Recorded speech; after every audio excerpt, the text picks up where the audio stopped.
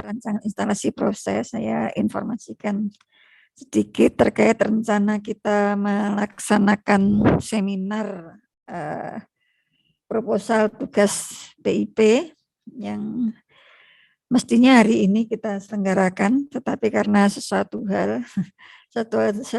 halnya itu sebenarnya nanti pukul 9 itu ada pembahasan statuta Poltek Nuklir. Kebetulan STTN sudah berubah menjadi Poltek Nuklir, tetapi statutanya itu belum selesai. Jadi memang sekarang agak kagok mau menyelenggarakan pengelolaannya itu karena seperti nggak memiliki peraturan atau undang-undang atau peraturan yang melandasi, sehingga saya pikir itu sesuatu yang sangat penting, sehingga kebetulan saya ada di situ sejak awal menyusun, meskipun sempat off beberapa bulan di tim itu, tetapi di akhir-akhir juga saya terlibat banyak, sehingga saya kemarin diskusi dengan teman-teman pembimbing yang lain, terus ada dasarnya pembimbing yang ini menyepakati untuk minggu ini masih digunakan untuk memperbaiki proposal. Proposal kemarin yang di bimbingan saya sudah mengumpulkan, tetapi juga baru saya cek masih banyak kurangnya juga. Jadi nanti mungkin ini waktu untuk melengkapi bagi yang belum lengkap. Dan kemarin saya juga sudah mencoba menyiapkan ketentuan-ketentuan yang terkait dengan seminar PIP dan sudah saya unggah di Google Classroom, perancangan instalasi prosesnya. Namun yang di Google Classroom itu ternyata ada 3 mahasiswa yang belum masuk di Google Class, yaitu risiko kalian yang belum masuk di situ kalau ada informasi ketinggalan ya risiko, karena saya kalau nggak salah sudah mengingatkan beberapa kali ya untuk masuk ke Google Class, karena saya terlalu repot kalau harus menghubungi kalian satu per satu ya.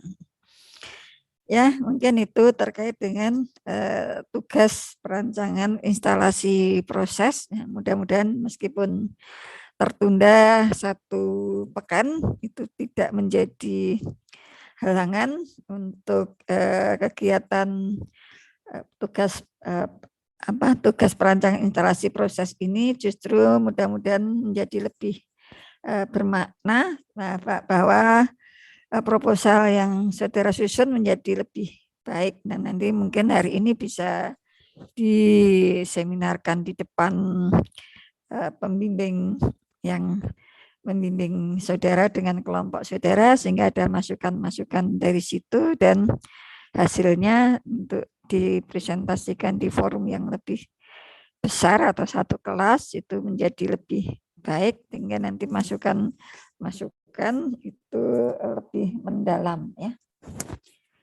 Itu yang terkait dengan tugas perancangan instalasi proses ya. Kemudian untuk perkuliahan hari ini, nanti mungkin saya pukul 9 akan akhiri ya.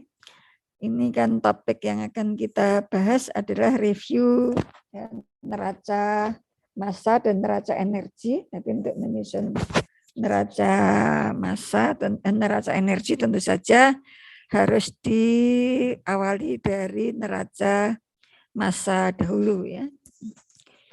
Mengapa sih kok kita perlu ya menyusun neraca massa? Ya, dengan menyusun neraca massa itu nanti bisa dijadikan sebagai dasar untuk merancang alat yang dibutuhkan.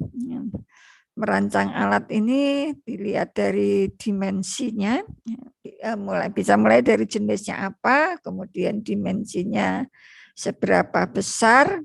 Kemudian setelah ketemu dimensinya, mungkin saudara juga perlu cek bahan konstruksi yang dibutuhkan apa, itu terkait dengan bahan yang diproses. Kemudian juga mungkin alat-alat kendali yang dibutuhkan terkait itu semua perlu didasari dengan neraca massa. Dan untuk neraca massa, nah sebenarnya saya yakin semua sudah pernah mengikuti mata kuliah. Kalau yang program RPL ya pernah mengikuti DPOT, dasar perhitungan operasi teknik. Kalau yang program reguler pernah mengikuti mata kuliah asas-asas teknik kimia. Tapi saya akan mereview secara general sehingga pada saat saudara akan terapkan di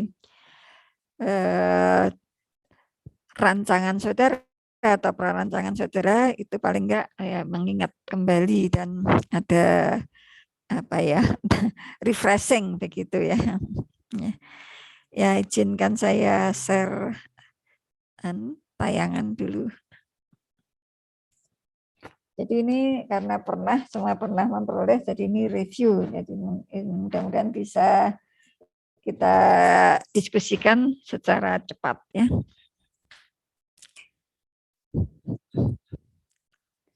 Nah, jadi dalam perancangan instalasi proses ataupun dalam perancangan pabrik kimia, apalagi pabrik kimia, alat-alat ini dapat kita rancang setelah tersusun neraca massa maupun neraca panasnya. Ya memang kadang-kadang tidak diperlukan neraca panas kalau memang tidak ada panas yang terlibat. Tapi misalnya untuk reaktor kimia itu kan pasti melibatkan panas, itu endotermis ataupun eksotermis ya. Karena perubahan kimia itu terjadi pasti ada keterlibatan energi, baik itu dibutuhkan ataupun dilepaskan. Ya, sehingga neraca massa ini sangat dibutuhkan dan diperlukan untuk menentukan sebenarnya tidak hanya ukuran saja, ini jenis dan ukuran alat, karena dari neraca massa itu nanti kan tahu komponen-komponen apa yang ada di dalam sistem itu. Kemudian untuk neraca energi, nah kalau di bidang teknik kimia memang umumnya yang dibahas hanya neraca energi panas ya, energinya ini energi panas, tapi tentu saja tidak menutup kemungkinan energi-energi yang lainnya, apalagi kita di bidang kenukliran ya bisa jadi energi radiasi itu perlu untuk diperhitungkan. Jadi neraca energi itu terutama diperlukan untuk alat-alat yang memerlukan perpindahan panas. Nah, baik itu memerlukan atau melepaskan panas ya. Jadi ini kenapa kita perlu menyusun juga neraca energi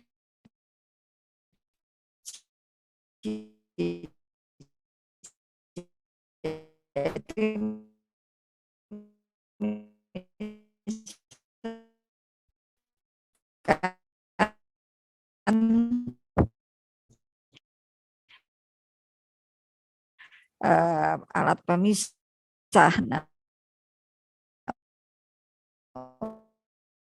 umumnya alat pemisah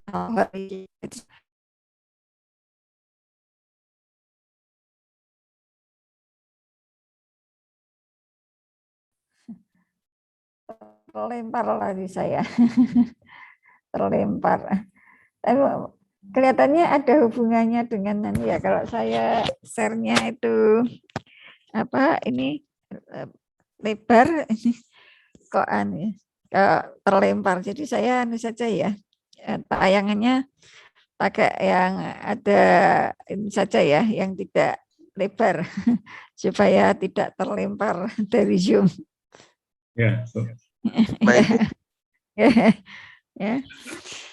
Jadi neraca panas ya tadi, neraca panas ataupun neraca energi itu diperlukan untuk alat-alat yang memerlukan, kalau panas ya yang energi panas yang memerlukan perpindahan panas, misalnya untuk preheater atau pendingin, atau untuk alat-alat yang memang di situ memerlukan atau melepaskan panas, seperti yang saya sampaikan di reaktor kimia, untuk reaksi-reaksi yang endotermis pasti memerlukan panas ya untuk reaksi-reaksi yang eksotermis. Nah, kalau tidak kita kendalikan dengan misalnya pendingin, nah kita akan akan mengakibatkan mungkin reaksinya berjalan pada suhu yang selalu meningkat sehingga bisa tidak terkendali. Nah, kecuali kalau memang kita bisa memutuskan misalnya itu tidak membutuhkan alat penukar panas, misalnya lebih menguntungkan kalau prosesnya adiabatis ya. Supaya misalnya reaksinya eksotermis ya kita pilih adiabatis supaya reaksinya bisa berjalan dengan cepat dengan bantuan energi panas yang dihasilkan dari panas reaksi. Tapi itu juga harus diperhitungkan neraca panasnya ya, meskipun tidak ada alat penukar panasnya. Tapi kalau pabrik secara keseluruhan sih umumnya ada keterlibatan neraca panas. Dan untuk neraca panas ini juga bisa digunakan ya, sebagai dasar, itu akan kita gunakan sebagai dasar untuk menentukan kebutuhan utilitas ya. Utilitas itu bisa listrik, bisa bahan bakar ataupun yang lainnya ya. Jadi ini kenapa ini neraca panas kalau listrik biasanya sih pasti ada. Kalau misalnya untuk alat transport itu kalau fluida biasanya menggunakan pompa atau kompresor. Nah, kalau padatan mungkin menggunakan konveyor atau diangkut. Jadi si neraca panas ini tidak bisa terlepas dari neraca massa. Sehingga untuk menyusun neraca panas kita harus menyusun neraca massanya dahulu ya gitu. Nah, kita akan review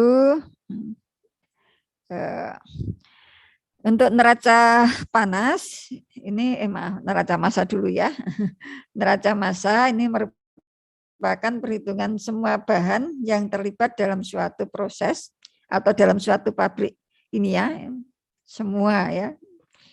Kemudian kita biasanya juga menggunakan istilah sistem ini, itu suatu kesatuan yang kompak. Kalau kemarin mengambil mata kuliah analisis sistem mungkin juga sudah didefinisikan, meskipun mungkin secara kalimat agak berbeda, tapi maknanya saya kira sama ya. Suatu kesatuan yang kompak dari satu atau beberapa komponen atau subsistem yang lain. Ini kompak itu artinya subsistem ini akan saling mempengaruhi ya, sehingga untuk mencapai tujuan tertentu itu semua saling berpengaruh. Kalau dia tidak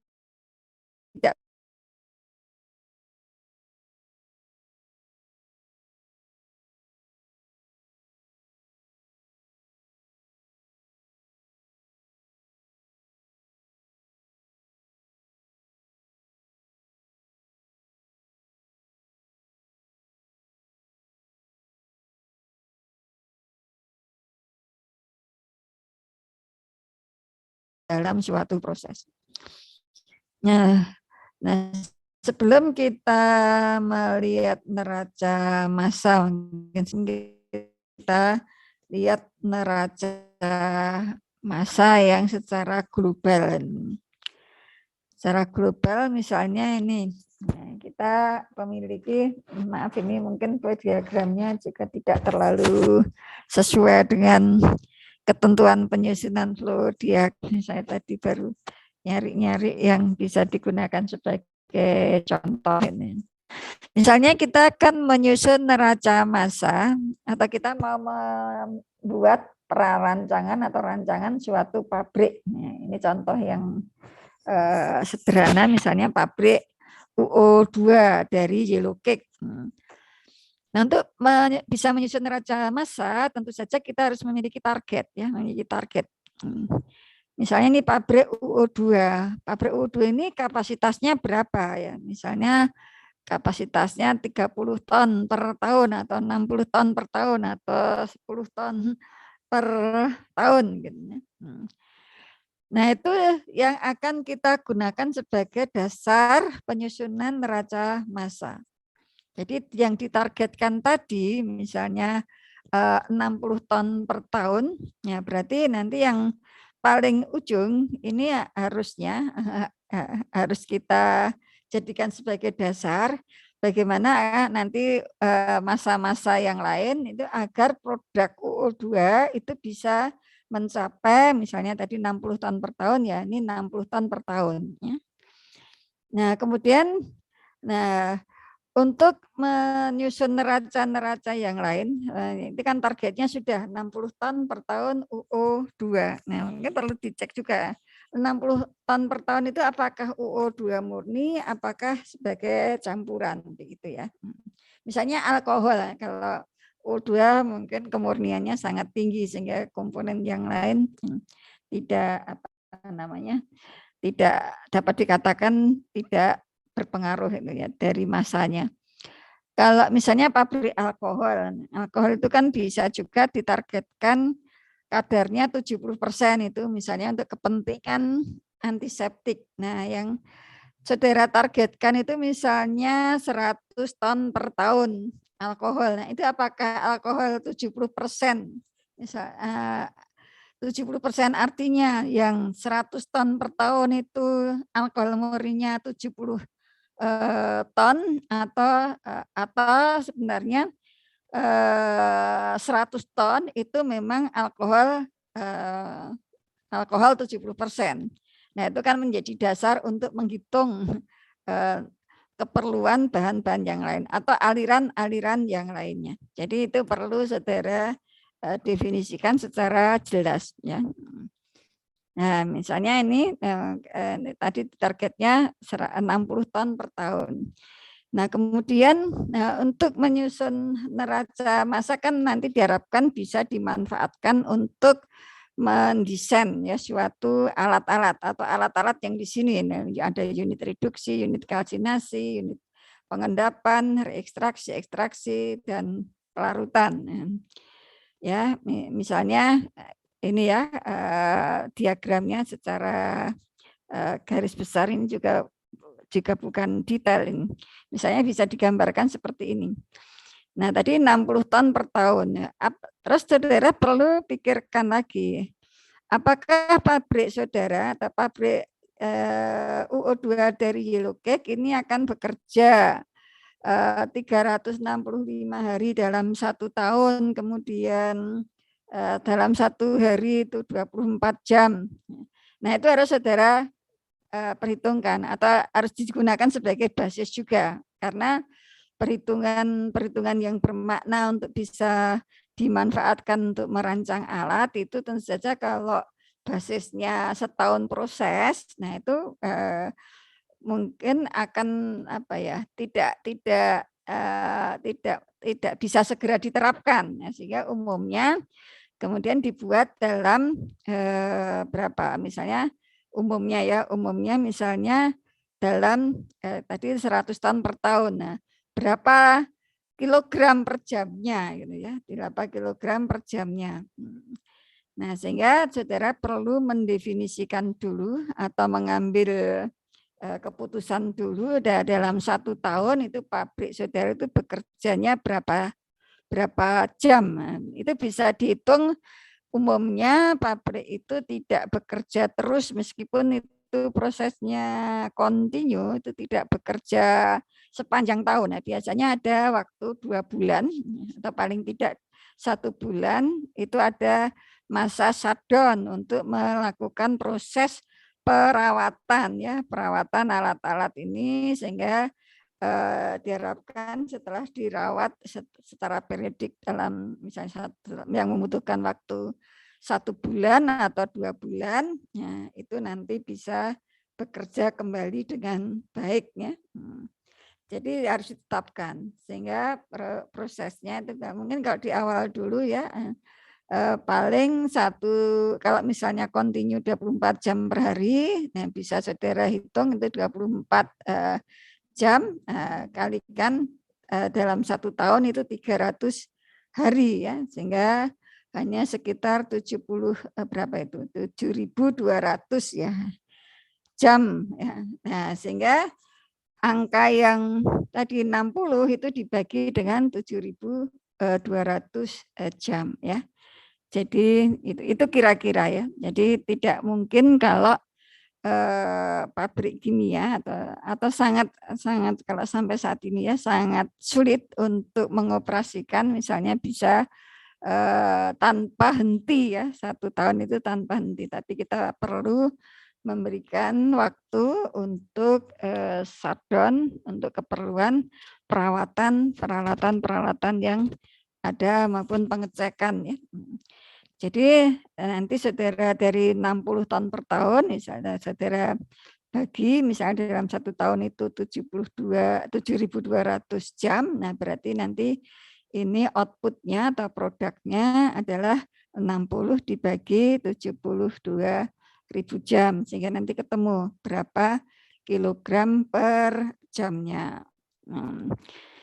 Nah kemudian saudara hitung, biasanya sih tekniknya gini, dihitung mundur ya, dihitung mundur nanti untuk menghasilkan tadi setelah saudara hitung misalnya 60 dibagi 7.200 tadi berapa, ini perlu informasi ya, informasi umumnya konversi perubahan O3O8 menjadi O2 itu umumnya berapa? Kalau ini sih biasanya bisa tinggi ya, konversinya tinggi. Nah, ini saudara perlu cari informasi. Kemudian juga kebutuhan hidrogen. Ya, kebutuhan gas hidrogen ini kan proses reduksi ya di ujung ini proses reduksi dari U3O8 dan H2. Jadi aliran inputnya ini ada 2, U3O8 dan H2 ya. Dan H2. Nah, ini saudara perlu perhitungkan perbandingannya ini mana yang harus dibuat berlebihan ya. Kalau ini kelihatannya kita harus membuat yang berlebihan itu adalah hidrogennya supaya konversi perubahan U3O8 menjadi O2 ini maksimum ya. Ya nanti saudara perlu informasi ya, informasi ini berapa yang bisa berubah menjadi O2. Tapi mungkin yang perlu saudara perhitungkan juga ini kan U3O8 maupun O2 itu sama-sama padatan, jadi nanti akan bercampur antara U3O8 dan O2. Jadi mungkin berapa, tapi seharusnya U3O8-nya itu sudah sangat sedikit ya untuk mencapai O2 yang nuclear grade ya. Jadi ini. Nah, kemudian begitu seterusnya. Nah, pada saat dia masuk ke unit reduksi, ini kan dia sudah dalam kondisi O3O8 yang ini kalau dinyatakan udah bersih ya, udah bersih, pengotornya udah dibuang di.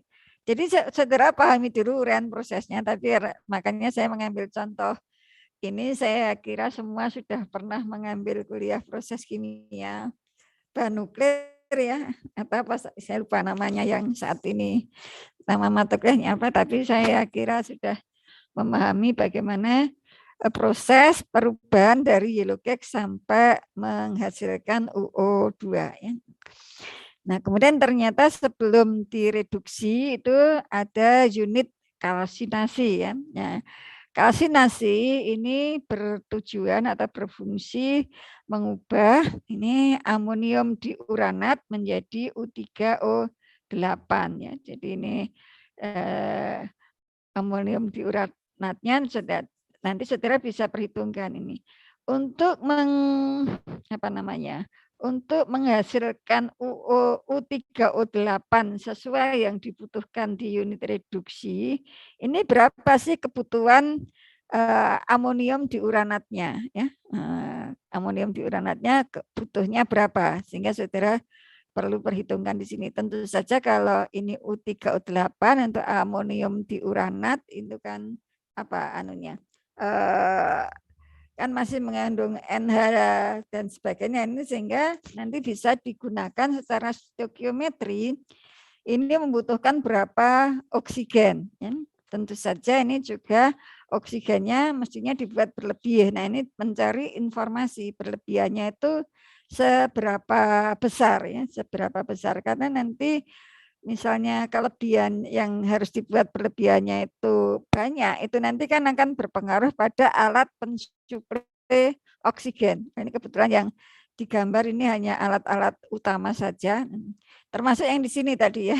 Ini nanti ada hidrogen, ini kan nanti ya muaranya kan alat untuk mensuplai hidrogen. Nah, apakah butuh kompresor? Mestinya karena ini suatu gas, untuk mengalirkan gas tentu saja butuh kompresor ya.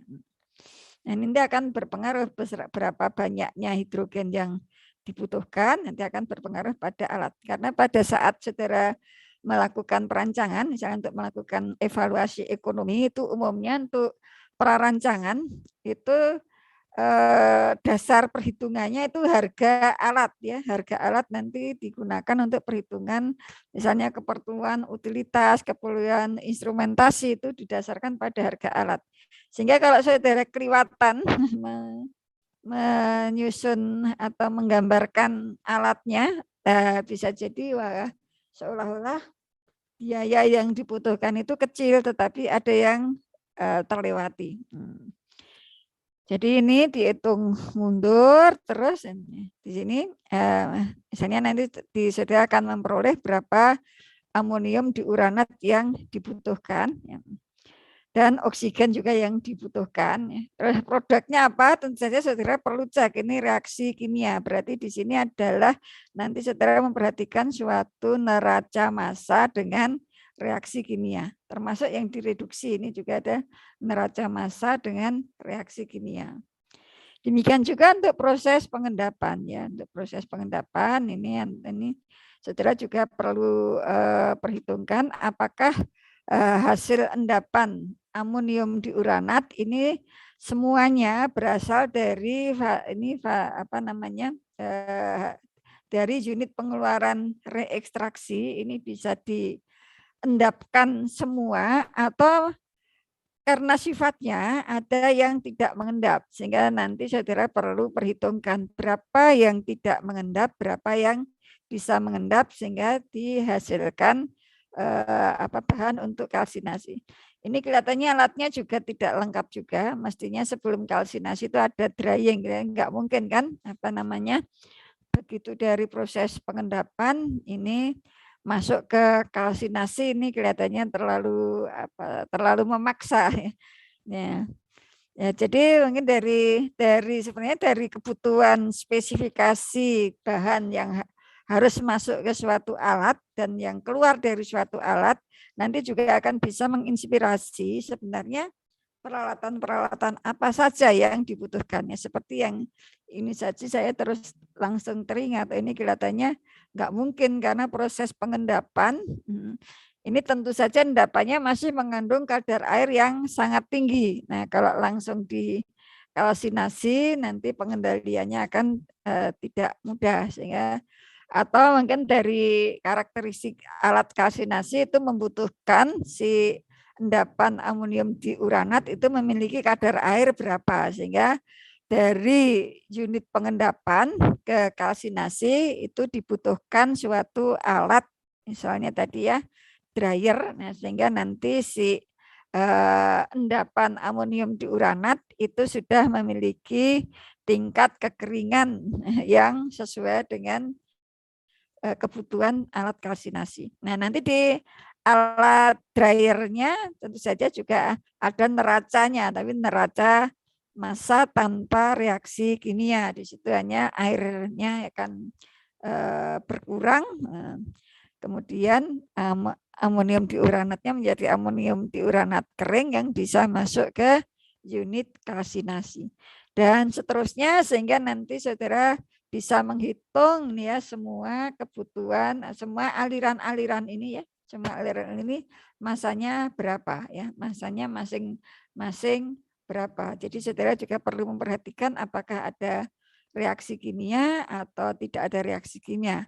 Sehingga nanti bisa juga dihitung berapa kebutuhan yellow cake, ya, kebutuhan yellow cake untuk menghasilkan UO2 yang kecepatannya atau kecepatan produksinya misalnya tadi 60 per 7.200 ton per jam gitu ya. Jadi ini kalau kita akan menyelesaikan atau mengerjakan neraca massa untuk suatu pabrik yang menghasilkan suatu produk.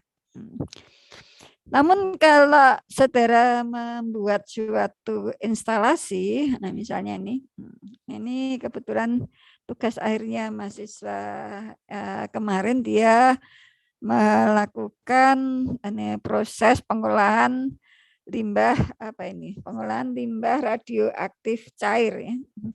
Pengolahan limbah radioaktif cair menggunakan adsorpsi. Ini instalasi kecil. Jadi kalau dibandingkan pabrik tadi, ini lebih alatnya tentunya lebih sederhana. Nah kalau yang tadi itu kan basisnya produk. Nah, produk yang ditargetkan itu berapa? Nah kalau saudara merancang suatu unit instalasi atau unit pengolahan, ya, misalnya apalagi pengolahan limbah, nah tentu saja produk basisnya bukan produknya atau effluentnya berapa liter per jam itu bukan ya, tetapi berapa sih limbah yang harus diolah ya, sehingga basisnya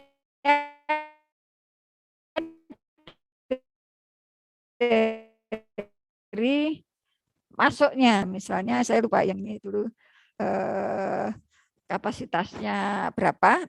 Tapi dari depan ya, dari depan terus dicek ini membutuhkan proses dari kajian atau dari analisis berdasarkan berbagai informasi untuk mengolah limbah radioaktif cair itu membutuhkan peralatan apa saja ya, sehingga nanti targetnya atau effluentnya itu sesuai dengan yang dipersyaratkan ya. Jadi ini nanti dari depan ya, dari depan misalnya 60 meter kubik per hari misalnya ya. Nah, 1 jamnya berapa? 1 meter kubik misalnya satu hari itu 24 jam ya, tinggal dibagi 24 gitu. Nah, kemudian setelah saudara ini tahu diagram prosesnya kira-kira seperti apa, maka saudara bisa mulai dari misalnya di tahap pertama ini misalnya filtrasi. Nah, filtrasi itu tentu saja perlu tahu dulu ini kondisi spesifikasi limbahnya itu seperti apa ya. Sehingga perlu dilakukan filtrasi. Mungkin masih mengandung padatan ya, padatan yang seperti apa yang bisa bisa dilakukan pemisahan secara filtrasi sehingga nanti di unit pengolahan berikutnya itu tidak terganggu. Kemudian ini juga perlu diketahui seberapa besar ya kemampuan alat filtrasi ini memisahkan padatan yang ada. Padatan yang ada di limbah itu mungkin ada padatan yang ukurannya kecil sekali sehingga tidak akan tertahan di tertahan di filter sehingga akan ikut di dalam filtrat ya. Ini perlu saudara perhitungkan, apalagi ini limbah berbahaya ya, jangan-jangan si limbahnya atau bahan yang berbahaya tadi berada pada ukuran yang kecil ya, sehingga mungkin saudara membutuhkan alat filtrasi yang sangat bagus gitu ya, sangat bagus. Filtrasi itu kan ya ada media penahannya itu yang memiliki ukuran screen-nya itu ya, itu kan berarti harus ukuran screen-nya harus lebih kecil dari ukuran partikelnya. Tetapi mungkin kalau saudara pilih ukuran yang seperti itu nanti proses filtrasinya akan lama, bisa jadi seperti itu. Nah, Jadi ini saudara, ini juga perlu mencari informasi. Kalau misalnya saudara memilih alat filtrasinya itu katakanlah plate and frame, ya, plate and frame dengan screen ukuran tertentu. Nah, kira-kira berapa yang padatan yang akan lolos ke sini, sehingga nanti saudara bisa menentukan si neraca massa di alat-alat berikutnya. Jadi ini saya hanya menunjukkan bedanya saja. Kalau kita menyusun neraca massa untuk suatu produk yang targetnya itu suatu produk seperti tadi, ini sebaiknya disusun dari belakang, dari produk yang ditargetkan. Tapi kalau kita mengolah ya suatu, misalnya ini limbah ya, atau mungkin yang lain juga basisnya bahan yang diolah, maka neraca massa itu disusun dari depan ya. Nah, itu saya kira sebagai pengantar. Apakah ada yang ingin ditanyakan? Karena minggu depan setelah seminar saudara akan menyusun neraca massa ya. Enggak ada? Kalau enggak ada saya lanjut ya. Kalau enggak ada saya lanjut. Nah, mungkin ini materi-materi yang sudah pernah saudara dapatkan sebelumnya. Ini suatu model neraca massa. Nah, secara umum ya, neraca massa itu dapat dimodelkan. Nah, ini ada suatu sistem, kemudian ada aliran input dan ada aliran output ya. Jadi ada aliran input itu aliran-aliran yang masuk ke dalam sistem, yang output ini aliran-aliran yang keluar dari sistem. Kemudian di dalam sistem itu sendiri ya, di dalam sistem itu sendiri massa itu bisa terbentuk atau bisa berkurang. Terbentuk atau kalau di sini istilahnya terambil, tumbuh dan terambil ya, bisa tumbuh atau bisa terambil. Jadi bisa massa itu memang terjadi di dalam sistem. Misalnya untuk yang mengalami reaksi kimia itu kan tidak hanya mengalir saja. Yang tidak mengalami reaksi kimia pun pada suatu alat, nah bisa jadi dia terambil ya, karena misalnya yang filtrasi tadi tertahan oleh media screen-nya, ya. Nah, sehingga secara umum, ya, secara lengkap si neraca massa ini karena ada yang tumbuh, ada yang terambil, ya, maka neraca massa itu secara lengkap kita bisa tuliskan di sini. Akumulasi massa di dalam sistem atau terkumpulnya massa di dalam sistem itu sama dengan massa yang masuk ke dalam sistem yang dibawa oleh aliran ini. Kemudian dikurangi dengan massa yang keluar dari sistem atau yang dibawa dengan aliran ini. Nah, ditambah massa yang tumbuh dalam sistem. Ya, massa yang tumbuh dalam sistem itu tumbuh bisa karena produk suatu reaksi kimia, itu berarti tumbuh ya di dalam sistem, dan dikurangi massa yang terambil dalam sistem. Misalnya untuk bereaksi ya, untuk bereaksi maka dia akan terambil di dalam sistem itu karena reaksi kimia ya. Jadi tumbuh ada akumulasi. Nah, nanti kita bisa terapkan ini kalau prosesnya batch misalnya berarti tidak ada yang masuk, tidak ada yang keluar ya. Kalau keadaannya steady, nah berarti yang akumulasinya tidak ada. Jadi kalau ini ya adalah neraca massa yang lengkap. Kemudian untuk neraca massa yang perlu ada beberapa hal yang perlu kita ingat ya, dan neraca massa yang tanpa reaksi kimia. Jadi komponen-komponennya tidak mengalami perubahan struktur molekul ya, yang identitasnya enggak berubah, identitas kimianya itu enggak berubah. Jadi inputnya misalnya air, yang airnya juga tetap saja itu berarti dia tidak berubah. Misalnya pada peristiwa distilasi ya, distilasi biasa. Beda dengan reaktif distilasi ya. Distilasi biasa memisahkan air dan alkohol. Nah, itu berarti kalau kita menyusun neraca massa, itu neraca massa tanpa reaksi kimia, karena alkohol yang masuk nanti juga akan sama dengan alkohol yang keluar. Banyaknya alkohol yang masuk sama dengan banyaknya alkohol yang keluar, kemudian banyaknya air yang masuk sama dengan banyaknya air yang keluar. Hanya tadi yang masuk melalui satu aliran, dibawa oleh satu aliran input, nah yang keluar itu kalau distilasi ya outputnya nanti ada yang dari fase distilat, kemudian ada juga yang dari fase bawah ya, dari hasil bawah dan hasil atas. Tetapi secara identitas kimia itu enggak ada perubahan, ya isinya hanya H2O dan etanol. Di atas juga ada H2O, etanol. Di bawah ada H2O, ada etanol. Enggak ada yang hilang, enggak ada yang hilang, enggak ada yang tumbuh.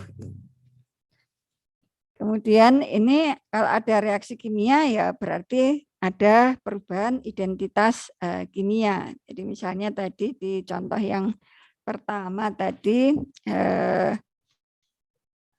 U3O8 ya berubah menjadi UO2.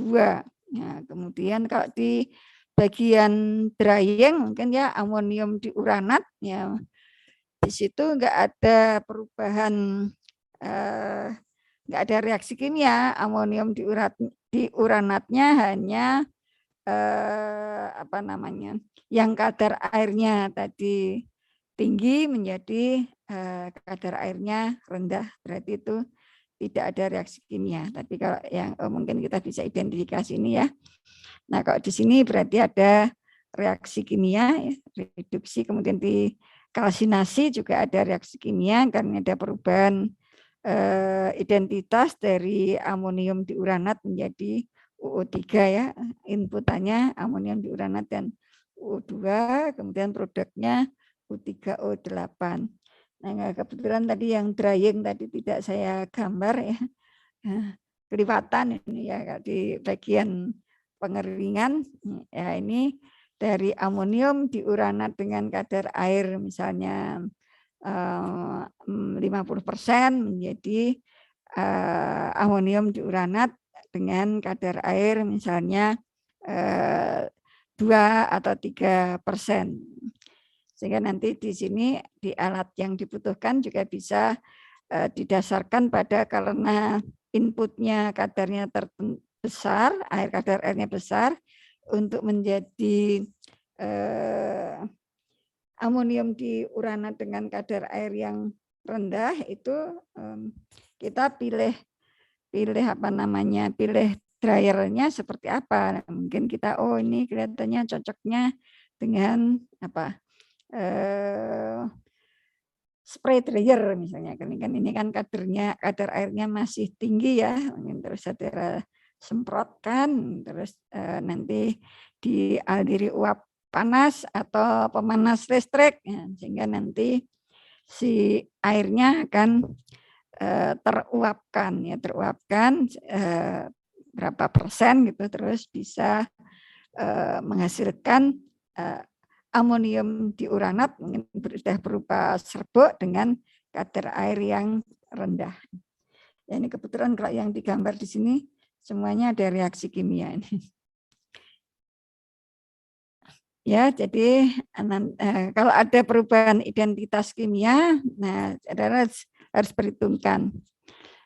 Kalau dari sisi total neraca massa ini tetap berlaku ya hukum kekekalan massa ya, massa yang masuk atau jumlah total massa yang masuk akan sama dengan jumlah total massa yang keluar. Tapi identitasnya bisa berbeda-beda, tapi totalnya ini sama. Jadi yang sehingga kita kenal juga neraca massa total dan neraca massa komponen.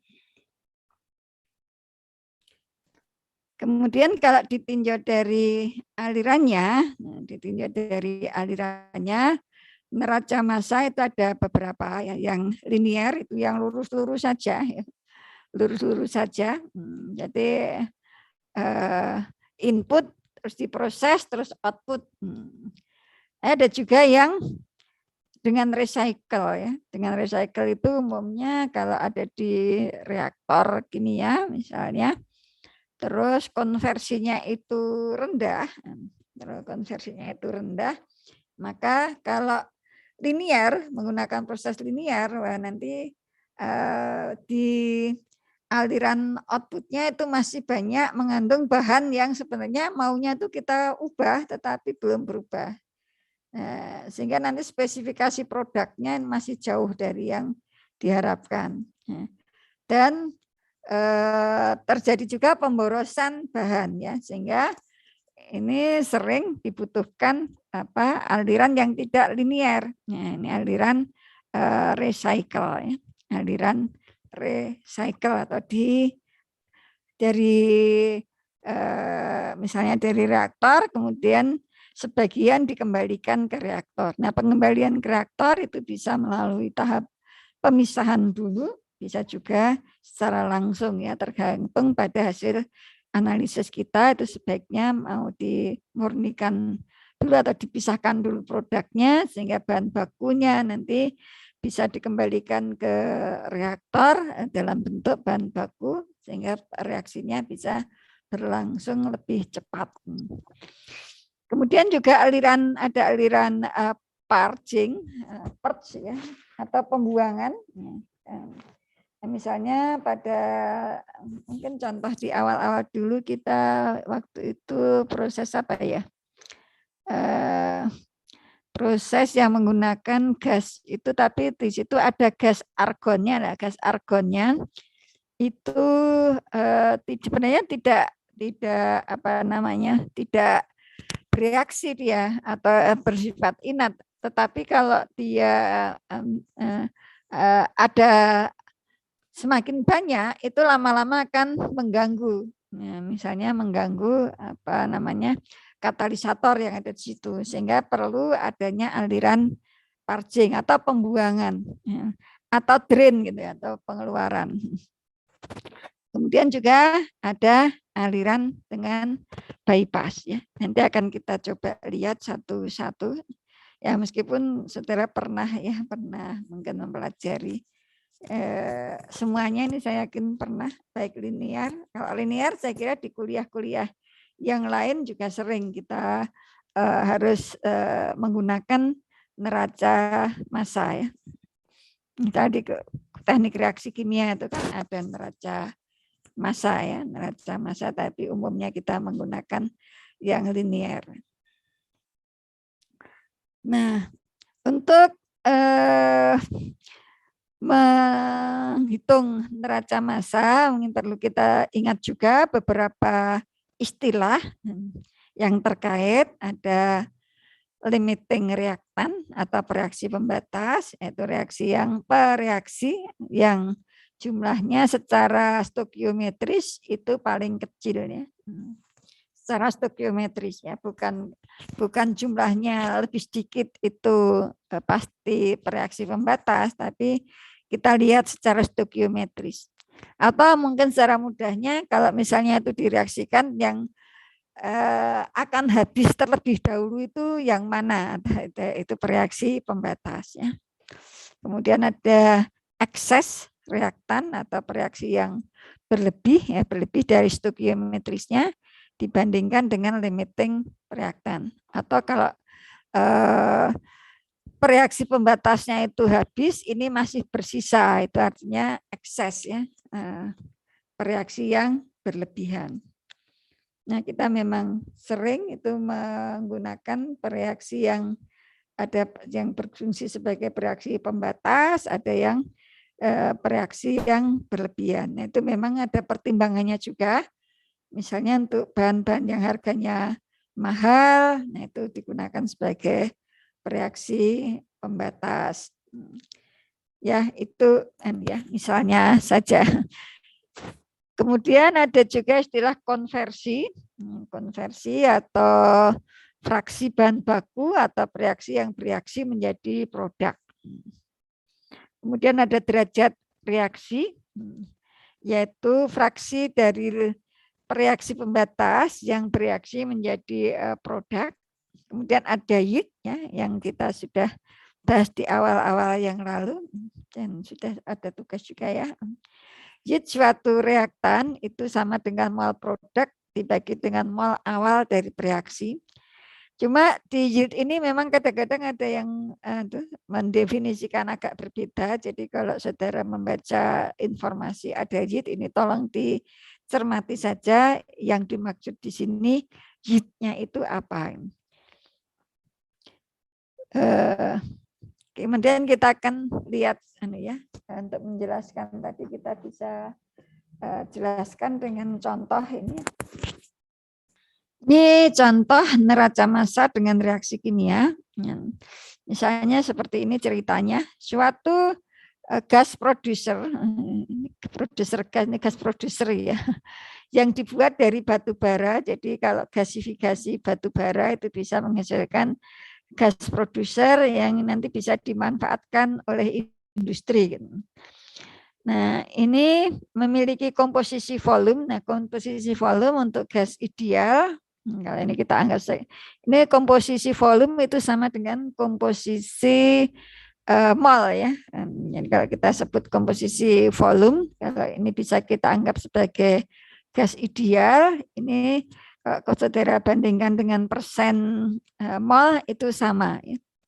Ya kita ingat hukum gas ideal itu yang PV sama dengan nRT, sehingga kalau tekanan dan suhunya sama, maka komposisi fraksi volume itu juga sama dengan fraksi mol.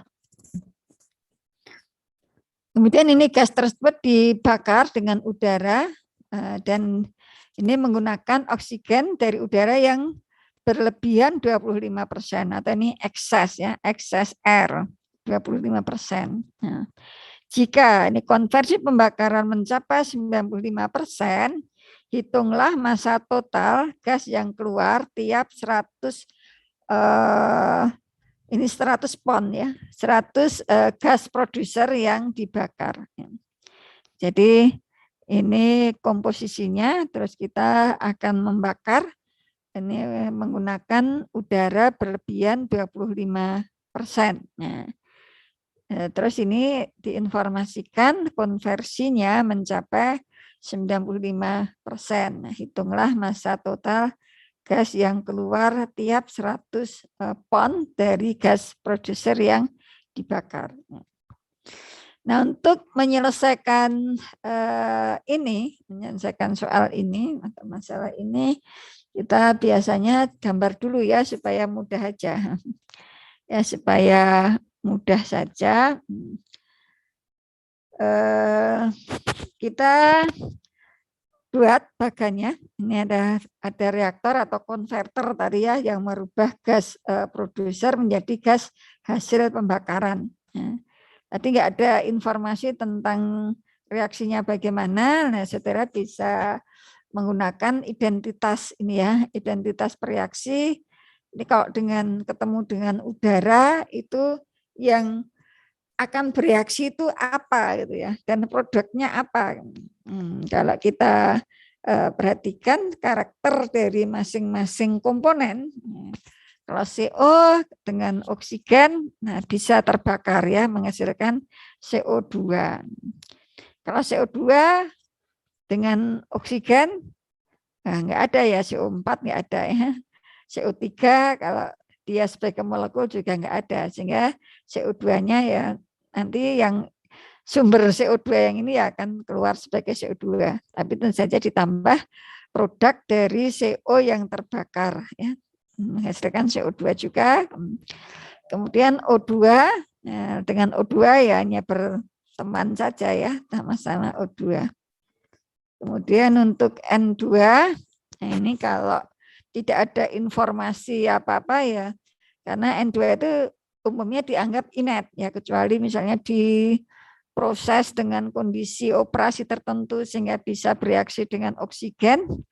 itu kan membutuhkan kondisi tertentu ya. Nah, sehingga saudara nggak perlu ini saudara ini kemungkinan menjadi NO2 nggak usah ya. Jadi yang pasti-pasti aja atau yang bisa diyakini perubahannya. Jadi kalau di sini yang bisa diyakini perubahannya adalah reaksi CO dengan O2 menghasilkan CO2. Nah, tentu saja di sini ini misalnya kita menggunakan basis ya. Saya menggunakan kalau nggak pakai basis nanti akan kesulitan. Basisnya terserah mau yang dianggap mudah yang mana, tetapi harus ada basisnya. Ini basis perhitungannya 100 mol gas producer ini. 100 mol gas producer tadi komposisinya diketahui sehingga kalau 100 mol ini masing-masing sesuai dengan persentase tadi ya, berarti CO, CO2, O2 dan E2-nya diketahui. Kemudian ini menggunakan udara dan ini juga kalau udara itu saudara juga apa namanya harus memahami bahwa kalau udara itu isinya apa yang ya biasanya bisa diasumsikan yang lazim itu apa udara. Udara yang lazim ya isinya apa N2 dan O2. Nah, N2 dan O2. Jadi di udara meskipun di udara itu ada CO2, ada CO, ada mungkin ada gas-gas yang lain yang jumlahnya sangat sedikit. Nah, itu saudara bisa abaikan ya. Jadi saudara bisa menganggap O2 atau maaf, udara itu isinya N2 dan O2 dengan perbandingan berapa? Ya, yang umum adalah kecuali kalau disebutkan lain ya. Yang umum mengandung N2 sekitar 80 sampai 79 sampai 80%, sisanya O2. Meskipun tadi ya ada banyak yang lain ya.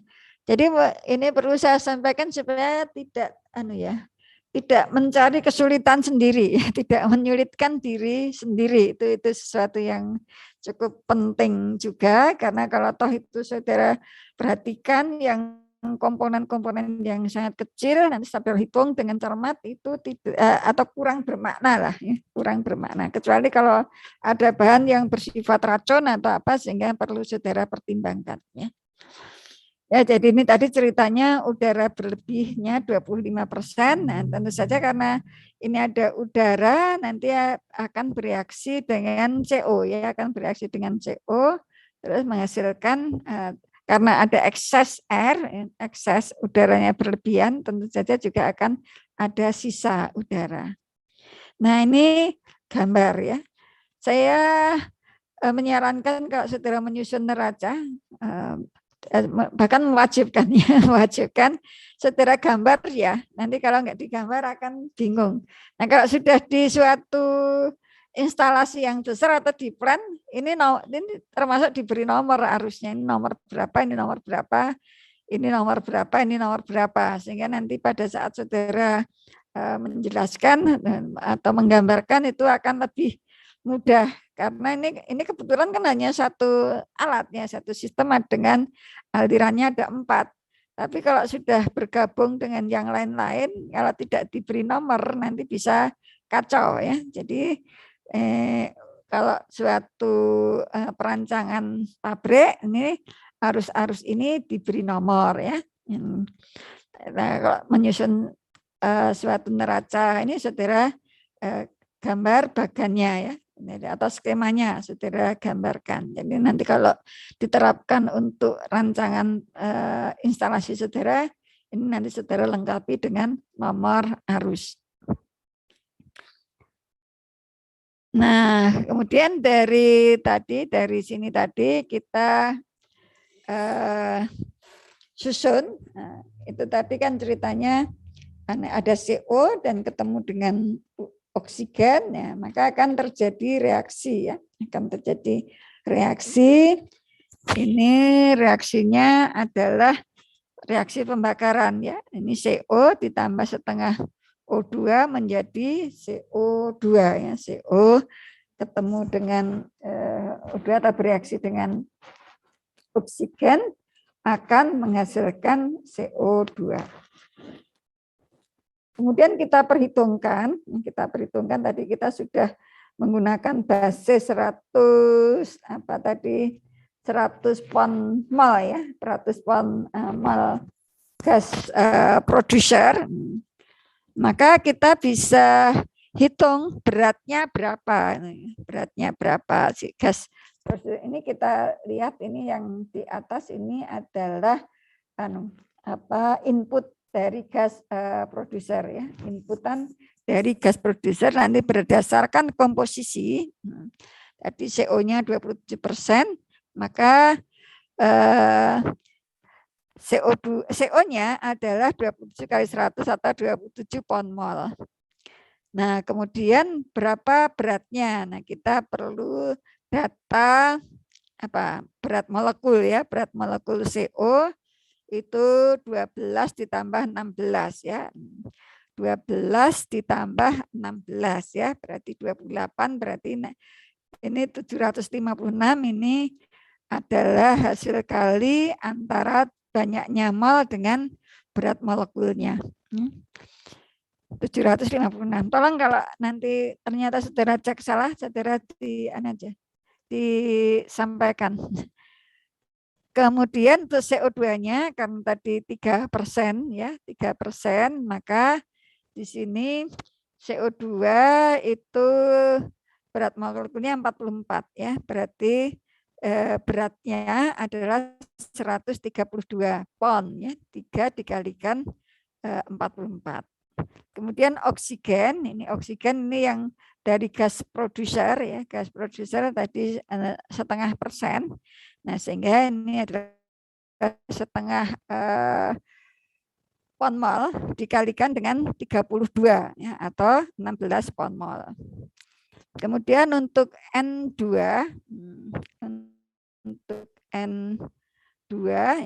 tadi ya, N2 tadi 69,5%,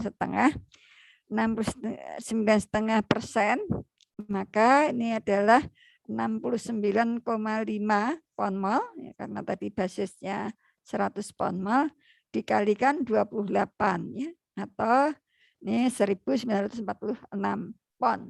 Nah, sehingga total beratnya ini kalau kita jumlahkan ini 2.850 pon ya. Nah, ini aliran yang dibawa oleh gas producer. Nah, kemudian tadi yang masuknya kan ada juga oksigen ya, yang berasal dari udara, Nah, dan tadi diinformasikan kita menggunakan kebutuhan 25% ekses atau 25% berlebih. Sehingga kita bisa gunakan itu sebagai dasar untuk menghitung ya. Nah, kita lihat ini berdasarkan reaksi kimia, ini CO ditambah setengah O2 menjadi CO2. Ini O2 yang dibutuhkan untuk bereaksi dengan CO. Ini kita lihat ini CO-nya adalah 27, maka kalau di sini koefisiennya setengah, maka kebutuhan stokiometrinya adalah setengah dikalikan 27 pon mol atau 30 berapa ini? 13,5 pon mol. Kemudian si gas producer tadi sudah membawa oksigen meskipun hanya sedikit ya. Nah, tadi ini kita perhitungkan juga karena diinformasikan di dalam soal tadi. Maka kita hitung ini O2 yang masuk ke ruang bakar bersama-sama gas producer adalah setengah mol ya. Dengan demikian, kebutuhan O2 adalah yang dibutuhkan secara ini dari banyaknya mol CO, ini kan membutuhkan 13,5, sementara sudah punya sendiri setengah ya, sehingga kebutuhan O2-nya adalah 13 pon mol. Kemudian O2 dari udara yang berlebihan maka adalah ini 100 ditambah 25 atau 125% dikalikan dengan 13 pon mol. Atau udaranya ini 16,25 pon mol atau oksigen yang berasal dari udara ini. Oksigen yang berasal dari udara adalah ini 16,25 pon mol. Ya, ini oksigennya. Nah, berdasarkan oksigen yang berasal dari udara ini, kita bisa menghitung udaranya berapa, banyaknya udara berapa. Nah, tadi kita menggunakan pendekatan bahwa apa tadi?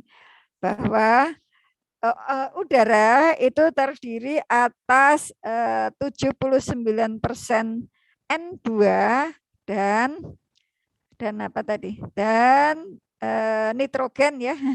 Nitrogen 79% dan O2-nya 21%. Nah, sehingga udara yang dibutuhkan adalah kita bisa hitung ini 100 per 21 dikalikan 16,25. Atau ini diperoleh 77,38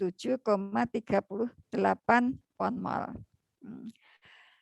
Kemudian tadi ada informasi konversi apa tadi yang ini ya. Nah, jika konversi pembakaran mencapai 95%, nah itu ya ada informasi itu, maka kita bisa perhitungkan ini konversi tadi 95%-nya ini yang bereaksi ya 95% dari 13,5 pon mol atau 12,825 mol. Ya ini berdasarkan informasi ya, berdasarkan di mana sih tadi? Oh di soal ini ya. Jika konversi pembakaran ya karena disebutkan konversi pembakaran. Kemudian ini tadi sampai mana?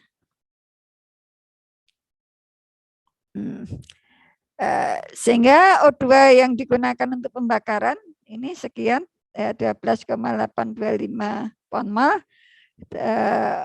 Ini bisa kita gunakan untuk menghitung banyaknya O2 yang tersisa. O2 yang tersisa adalah ini ya 16,25 ditambah 0,5 yang ini tadi dikurangi dengan 12,825 atau 3,95 pon mol. Jadi kita bisa ini ya yang O2 yang tersisa kita bisa hitung banyaknya adalah sekian.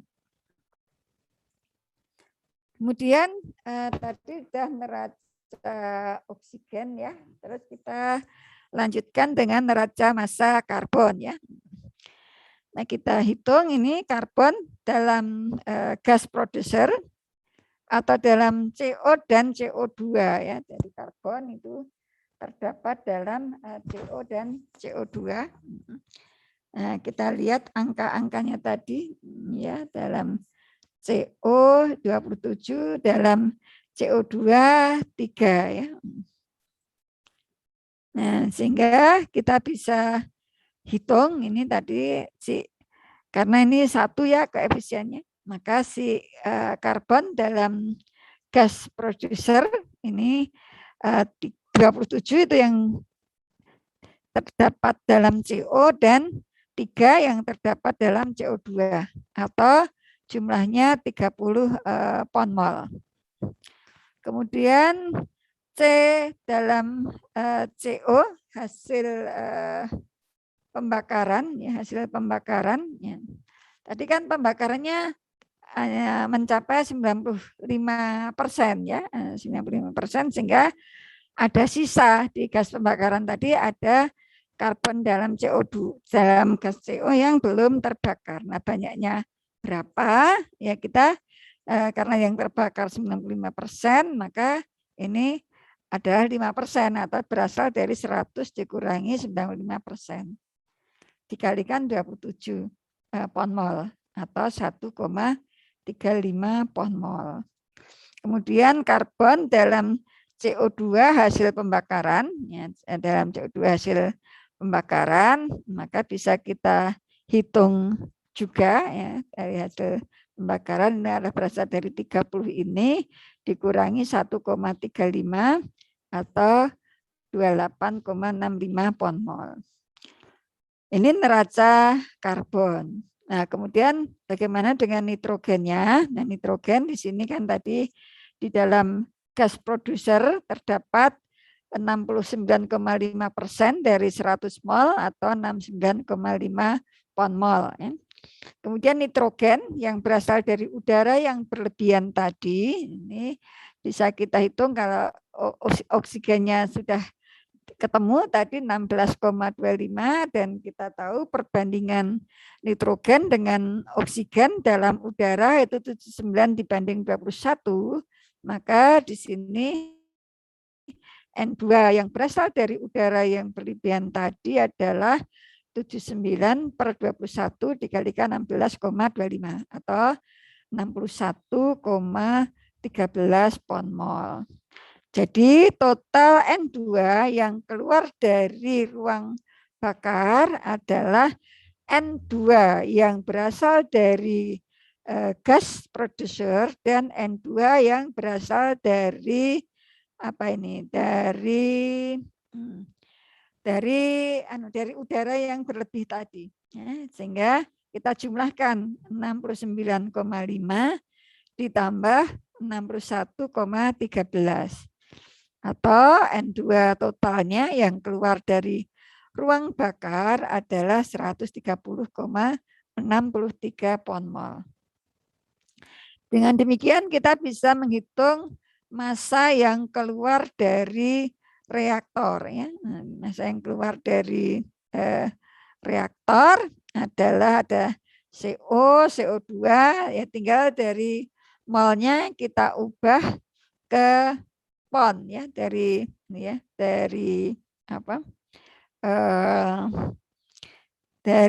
apa dari molnya kita ubah ke pon. Ini semua seperti yang di awal tadi ya.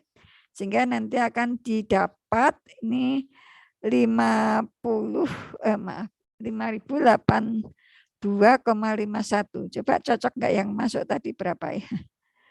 Yang masuk tadi, ini kita belum hitung udaranya ya, ini baru gas produsernya. Saudara bisa hitung ini yang inputnya udaranya berapa, nanti dijumlahkan. Ini kok lupa saya, kok nggak dihitung ya.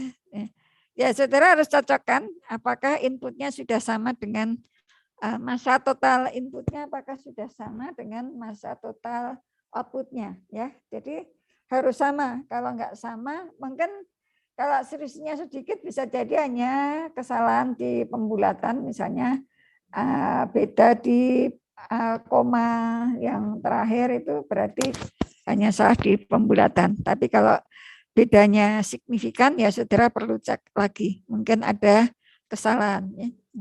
Kalau untuk yang linear saya kira relatif mudah ya mencocokkannya. Tapi ini belum dicocokkan, nanti silahkan dicocokkan ya. Sampai di sini ada yang ingin ditanyakan?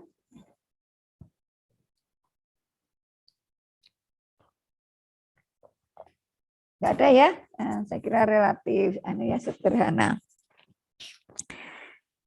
Ya, kita lanjut untuk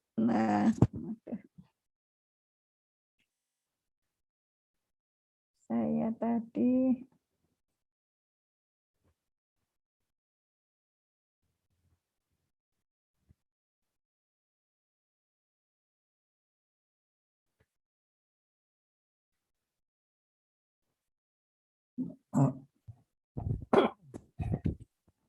ada yang mau tanya? Enggak? Ini Bu, kalau yang ya. aliran yang dinomori untuk yang tadi itu kira-kira gambarannya seperti apa ya Bu? Oh, aliran yang mungkin saya tunjukkan yang gambarnya tadi yang sudah ada nomornya kali ya. Boleh Bu. Ini mungkin saya belum saya share.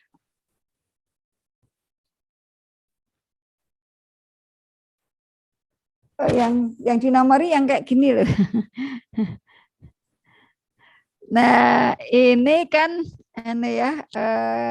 nomor arus itu harusnya ini kok nggak ada nomornya ya malah.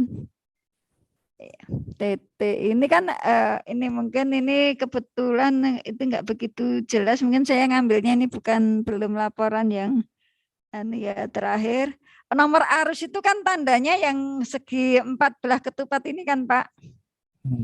Kalau dari kode kode apa namanya, kode default diagram ya. Jadi misalnya saudara mau menyusun neraca massa di mana ya? Ini aja. Ini di H01. Ini nanti satu kotaan H01.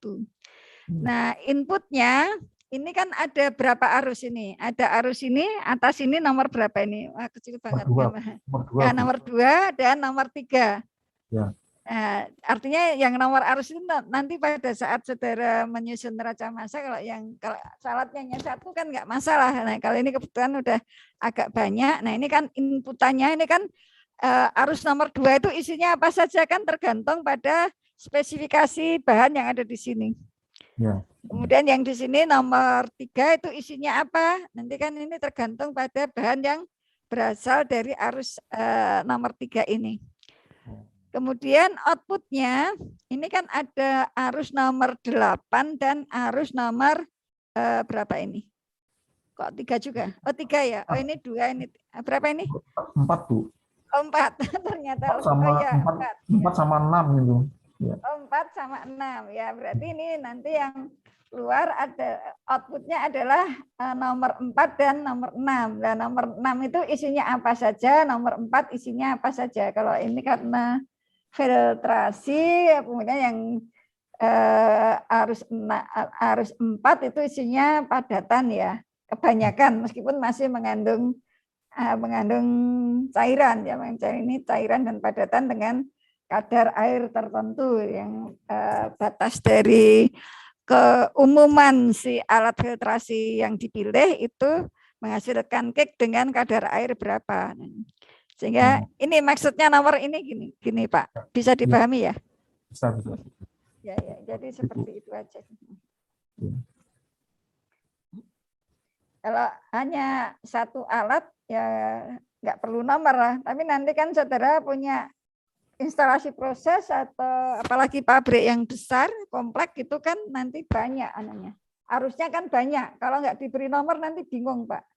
Ya, nanti bingung. Jadi itu maksudnya diberi nomor. Nah, kalau peristiwanya atau neracanya itu linear sih sederhana, tapi apalagi kalau ada recycle, ada purging itu kan kalau tidak diberi nomor nanti akan bingung sendiri. Ya gitu Pak. Ya Bu, makasih Bu. Oke. Nah kemudian untuk yang dengan recycle ya, dengan recycle. Nah, proses dengan recycle atau recycle itu apa ya? Balik lagi gitu ya. Daur ulang gitu ya, daur ulang. Nah, proses dengan aliran recycle itu kita menyusun neracanya itu biasanya pada kondisi yang sudah steady atau sudah mantap atau tunak, steady state ya, pada kondisi steady state. Artinya tidak ada akumulasi di dalam proses maupun di dalam aliran recycle. Massa yang masuk ke proses berupa bahan ini masuk, ini adalah fresh feed atau umpan segar dan dari recycle atau yang didaur ulang, yang bahan recycle. Nah, memang kalau misalnya ini dipasang setelah keluar dari proses itu dipasang separator sehingga nanti si aliran recycle ini memiliki sifat atau memiliki komposisi seperti fresh feed atau umpan segar, yaitu memungkinkan juga ya. Tapi pada dasarnya untuk aliran dengan daur ulang, nah ini kalau dari bagannya ini seperti ini ya. Ini ada proses, kemudian ini ada input, ada output, tetapi inputnya di sini ada yang berasal dari umpan segar, ada yang berasal dari recycle. Kemudian untuk outputnya, nah outputnya kalau ini kebetulan yang kita pasang separator, kita pasang separator, dan kemudian ini yang sebagian, atau mungkin bisa yang produk atau bahan yang sudah sesuai dengan produk atau produk dari proses ini ya, artinya sudah siap untuk diproses ke berikutnya, itu kita alirkan ke alat berikutnya. Sementara bahan yang masih mengandung umpan segar, bahan yang seperti pada umpan segar yang banyak, nah itu kita kembalikan ke proses sebelumnya. Ya, inilah aliran recycle. Nah, bagaimana kalau kita mau menyusun aliran recycle, menyusun neraca massa dalam suatu aliran recycle? Nah, untuk menjelaskannya kita lihat juga contoh yang sederhana ya, contoh sederhana ini juga tanpa reaksi kimia. Saudara juga mungkin dulu juga sudah pernah praktikum juga. Kalau yang zaman Pak Hartono saya kira ada itu praktikum yang distilasi alkohol yang menggunakan reflux ya, reflux. Saya nggak tahu kalau yang sekarang itu, kalau saya pernah menanyakan kok tidak dilakukan lagi ya praktikum ini dengan aliran reflux. Ya ini misalnya nih suatu kolom distilasi ini akan digunakan untuk memisahkan campuran. Campurannya itu terdiri atas 30% etil alkohol dan 70% air ya. Ini ceritanya persennya dalam persen mol. Nah, diharapkan nanti diperoleh distilat yang mengandung 75% etil alkohol dan 25% air tentu saja. Sedangkan produk bawahnya itu masih mengandung etil alkohol ya, meskipun hanya 7% ya. Terus sisanya air ya. Jadi yang banyak ini air karena titik didih air itu kan lebih tinggi daripada titik didih alkohol ya. Sehingga dia akan banyak di fase bottom, fase atas hasil bawah. Nah, ini ceritanya jika umpan segar terdiri atas 70 atau bukan terdiri atas ya. Ini banyaknya aliran umpan segar itu 70 pon mol per jam, hitunglah jumlah distilat dan produk bawah. Kemudian rasio bahan yang di-recycle terhadap distilat. Nah, ini basis perhitungannya 1 jam operasi. Ya. Jadi ini kasusnya, kemudian untuk menjelaskan ini supaya lebih mudah lebih cepat ya dipahami informasi yang ditulis dalam kalimat ini kita bisa gambarkan ya. Nah, kira-kira gambarnya ini seperti ini, jadi ada umpan segar fit ini F terdiri atas 70 mol air dan 30 mol alkohol. Jadi kalau basisnya 1 jam mungkin tadi 100 ini ya. Campurannya 100 ini basisnya. Terus di destilatnya itu mengandung 75% alkohol dan 25% air.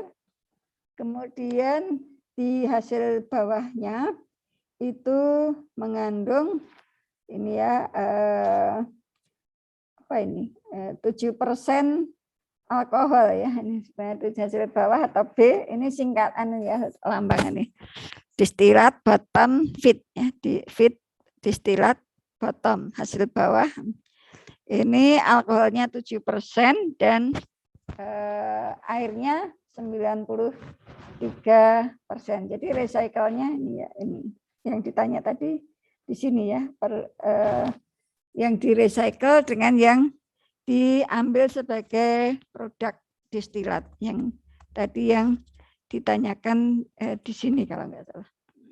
Jadi untuk mempermudah kita buat bagannya ya, ini ada kolom distilasi, ada umpan, kemudian ada distilat, kemudian ada aliran recycle.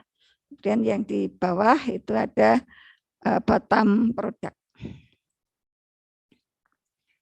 Nah, kemudian kita bisa susun neracanya. Neracanya seperti ini. Kalau dari gambar tadi kan F itu yang tadi umpan segar itu sama dengan D ditambah B ya. Jadi F sama dengan D ditambah B. Tadi kita menggunakan umpannya tadi 70 ya. 70 tadi basis 1 jam tadi 70 ya. Kok tadi kita enggak konsisten ya. Kok ini 70 ini kalau 70% sebentar saya baca. Suatu kolom distilasi memecahkan ini yang jika fresh feed-nya umpan segarnya 70. Ini ada angka 270 jadi saya tadi agak rancu ternyata sudah di state di sini ya. Umpan segarnya adalah 70 pon mol per jam ya. Nah, kebetulan ini umpan segarnya itu terdiri atas 30% etil alkohol dan 70% air ya. Ya, sehingga dari bagan tadi kita bisa susun neraca massa totalnya. Ini F sama dengan D ditambah B. Umpan segar sama dengan hasil distilat, hasil atas ditambah dengan hasil bawah. Ini karena tadi ya kita menggunakan kondisi sudah steady ya, steady state. Kemudian tadi diinformasikan si umpan segarnya adalah 70 pon mol per jam ya. Sehingga ini 70 sama dengan D plus B. Nah, kita bisa tulis sebagai ini ya, persamaan ini D sama dengan 70 dikurangi B. Ini supaya nanti variabelnya berkurang ya. Jadi kita bisa menggantikan ini B dengan ini D sebagai 70 dikurangi B. Nah, ini neraca massa total. Kemudian neraca massa komponen, kita bisa menggunakan neraca komponen etil alkohol. Nah, tadi dari informasi yang tersedia di umpannya itu mengandung 30% etanol ya, atau etil alkohol ya. Nah, sehingga untuk neraca massa komponen etil alkohol ini tinggal saudara kalikan dengan fraksi masing-masing di fase di aliran umpan, aliran distilat dan aliran bottom ya. Sehingga ini diperoleh ini 0,3 F ini sama dengan 0,75. Tadi informasinya distilatnya mengandung 75% etanol dan bottomnya masih mengandung 7% etanol ya. Sehingga neraca massa komponennya kita bisa tulis dengan persamaan 2, 0,3 F sama dengan 0,75 D ditambah 0,07 B. Kita substitusikan ini persamaan 1 dan 2 ini, maka ini kita masukkan ya, ini persamaan 1 ini D sama dengan 70 dikurangi B, sehingga D-nya saudara ganti dengan ini. Maka akan ditemukan B-nya berapa gitu ya, 46,3 mol per jam. Nah, karena B-nya sudah ditemukan, maka dengan persamaan 1 ini saudara masukkan angka ini ke persamaan 1, maka diperolehlah nilai D ya, nilai D. Ini ketemunya 70 dikurangi 46,3 pon mol per jam atau 23,7 pon mol per jam. Nah, dengan demikian distilat yang diperoleh adalah 23,7 ini pon mol per jam dan produk bawahnya ini adalah 46,3 pon mol per jam. Sehingga persen recovery-nya, persen yang dapat dipungut, etanol yang dapat dipungut adalah ini D dikalikan 70 dibagi dengan ini F dikalikan 30 atau 84,6%. Nah, dengan demikian arus recycle-nya adalah ini 100 dikurangi 84,6% dikalikan 70 pon mol per jam atau 10,76 pon mol per jam. Nah, kalau saudara mau menghitung reflux rasionya, tinggal saudara bagikan. Kalau ini dikaitkan dengan perhitungan desain, ini nanti terus bisa dimanfaatkan untuk mendesain menara distilasi ya. Kalau belum ditulis ini nanti akan kesulitan saat mendesain menara distilasi. Ya, mungkin itu mudah-mudahan bisa dipahami. Ya, mungkin barangkali 1 atau 2 menit ada yang ingin ditanyakan. 1 atau 2 menit. Nanti materinya saya share setelah saya cek lagi. Sudah bisa dipahami kah? Ya, mudah-mudahan bisa ya. Ya, sama bisa, cuma tapi kayaknya yang 70 atau 75 ya tadi ya Bu ya. Yang di D-nya itu loh, yang di apa? Di tayangan terakhir tadi yang di poin B itu 75 ya. Tadi 75. Ya, karena kan ada informasi ya tadi bahwa distilatnya mengandung 75% etil alkohol dan 25% air tadi ya. Ya, cuman yang dimasukkan yang untuk mencari apa tadi perbandingan tadi kayaknya 70 gitu. Kalau yang 70 tadi kan yang 70 itu tadi kan umpan segarnya yang 70 pon mol per jam. Ya, yang 70 tadi kan memang di situ kan ceritanya ini adalah ada 2 70 yang untuk yang teralkohol yang dibawa oleh fase arus distilat dibagi dengan alkohol yang ada di dalam umpan segar ya. Jadi itu yang makanya ada angka 75, ada angka ya itu ya. Mungkin nanti kalau sudah saya share, saudara baca lagi, mudah-mudahan bisa lebih dipahami ya. Oke. Ya, kalau sudah ada, ini mohon maaf, ini sebenarnya masih ada beberapa menit, tapi saya akhiri kuliah pada hari ini.